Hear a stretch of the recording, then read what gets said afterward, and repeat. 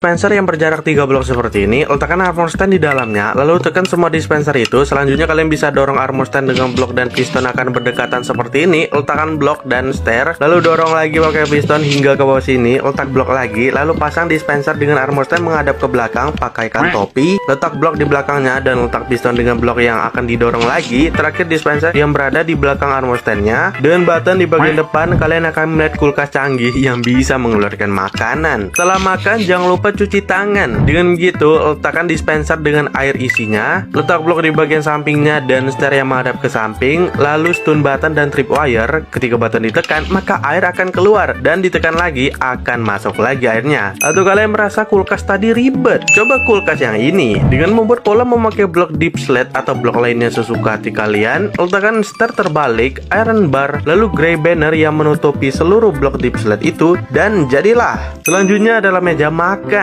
Jangan buat yang begini dengan membuat lubang 3x5, kedalamannya 2 blok, ganti di bawahnya dengan sand seperti ini. Letak lampu di bagian tengahnya dan isi dengan air hingga 2 blok ke atas, beserta tumbuhan-tumbuhan di laut dengan hewan-hewan lautnya juga. Terakhir tutup pakai kaca, letakkan beberapa slab yang berjarak dengan pintu belakangnya dan tutup dengan trapdoor di bagian ujung dari kacanya. Dan sekarang kalian akan melihat akuarium sebagai meja makan. Wow, mahal banget. Beralih ke kamar mandi dengan meletak stair yang saling menyambung dan panjang begini. Kalian bisa isi dengan air di seluruh stairnya. Letakkan 2 karpet dengan si pickle dan tripwire di bagian sini. Akan jadi bathtub yang cukup simple. Dengan dispenser dan armor stand di dalamnya, letak stair dan nyalakan dispenser itu. Pasang diamond helmet, white banner dan end rod. Terakhir letak item frame dengan white banner yang terbalik, lalu button di sana agar menjadi tisu. Dan inilah toilet modern di Minecraft. Jika yang ini terlalu simple, mari kita buat yang lebih besar.